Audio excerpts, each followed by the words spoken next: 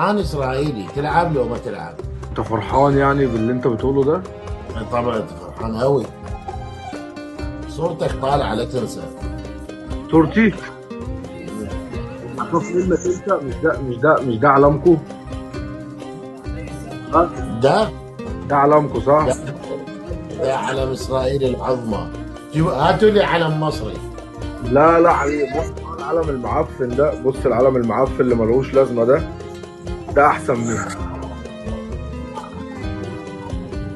ده هاي احسن منو منه. هاي الدولة؟ منو هاي الدولة الثالثة؟ فلسطين. شرف وينها لاي. يما؟ والله. وين موجودة بالخارطة؟ اه شرف لاي دوله. التاني اصلا مش موجود يا حبيبي، التاني اختفى عشان هو ملوش لازمه. العلم التاني ملوش لازمه. ده احسن علم. انا مصر وانت عارف يعني ايه مصر. انت عراقي، ايه اللي دخل اسرائيل في الموضوع؟ من اسرائيل؟ عداوة اسرائيل، بلد عزيز وصديق. ايش بيها اسرائيل؟ بلد عزيزه. وانت كمصري طبعت وياهم، انت لا هم لا اللي لا طبعوا وياهم. يا حبيبي، لا لا لا لا، دي كانت معاهدة أيام الحرب، أنت اللي مش بتفهم. بص، إحنا لو عملنا كده تتفض، ومش هتلاقي الدولة اللي أنت بتحبها دي. هذا كلام تقول عليكم اسرائيل، والله العظيم هذا كلام. انت عندك عداء ويا اسرائيل.